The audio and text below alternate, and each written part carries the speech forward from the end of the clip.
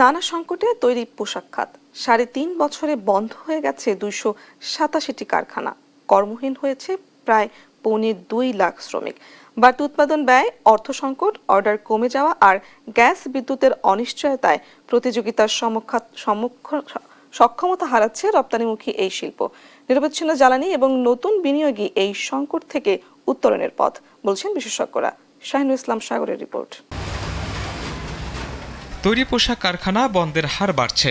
BGMEA এর তথ্য বলছে ২০২৩ সালে ২৭টি কারখানা বন্ধ হয়ে কর্মহীন হয়েছেন ৮,৯২০ জন শ্রমিক। পরের বছর বন্ধ হয় ৬১টি কারখানা, চাকরি হারান ৩৯,৪৭০ জন। সংকটের বড় ধাক্কা আসে গেল বছর। এই এক বছরে বন্ধ হয়েছে ১৬৮টি কারখানা, কর্মহীন হয়েছেন ১,০৮,০০০-এরও বেশি শ্রমিক। পরিসংখ্যান বলছে সবশেষ বন্ধ হওয়া কারখানাগুলো আকারে বড়। ২০২৩ সালে একটি বন্ধ কারখানায় গড়ে কাজ করতেন প্রায় ৩৩০ জন শ্রমিক। ২০২৪-২৫ সালে সেই সংখ্যা বেড়ে দাঁড়ায় প্রায় ৬৫০-এ। ব্যবসায়ীরা বলছেন আন্তর্জাতিক বাজারে ক্রেতাদের দামের চাহিদার সঙ্গে উৎপাদন খরচ সমন্বয় করা সম্ভব হচ্ছে না। এর সঙ্গে যুক্ত হয়েছে ব্যাংক ঋণ ও জ্বালানির অনিশ্চয়তা। তেল ভিত্তিক যেসব পাওয়ার প্ল্যান্ট আছে সেগুলো অবিলম্বে চালু করা এবং ওইখান থেকে যে পরিমাণ বিদ্যুৎ উৎপাদন হবে সেই সমপরিমাণ বিদ্যুৎ উৎপাদিত হয় গ্যাস ভিত্তিক যেসব পাওয়ার প্ল্যান্ট থেকে, সেগুলা বন্ধ করে দিয়ে সেই গ্যাসটি শিল্প খাতে যেন প্রবাহিত হয় সেই ব্যবস্থা করা। উৎপাদক ব্যয় বাড়া, জ্বালানি সংকটে অর্ডার কমে যাওয়া সহ অনেকগুলো কারণের কথা বলছেন এফবিসিসিআই প্রশাসক।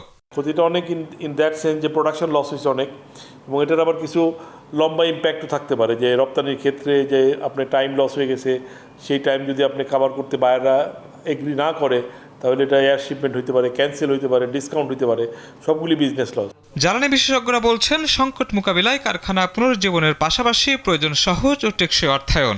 ইন্ডাস্ট্রিতে তারা যে সমস্ত বয়লার বা যে ধরনের টেকনোলজি ব্যবহার করে সেগুলো অনেক এনার্জি এফিশিয়েন্ট টেকনোলজি, মানে ওগুলোর বিকল্প বাজারে এসছে। তো সেগুলো অ্যাডাপ্ট করার ভিতর দিয়ে হয়তো বিদ্যুতের চাহিদা আরও ৪-৫% কমানো সম্ভব। ডোমেস্টিক গ্যাসের উপরে আহরণ বাড়াতে হবে।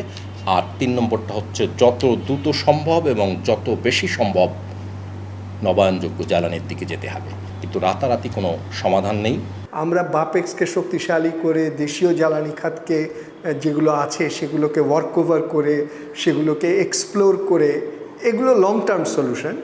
ইমিডিয়েট সলিউশন হলো সবচেয়ে কম দামে যেখান থেকে পাবো, রাশিয়া থেকে যদি পাই তাহলে রাশিয়া থেকে কিনবো।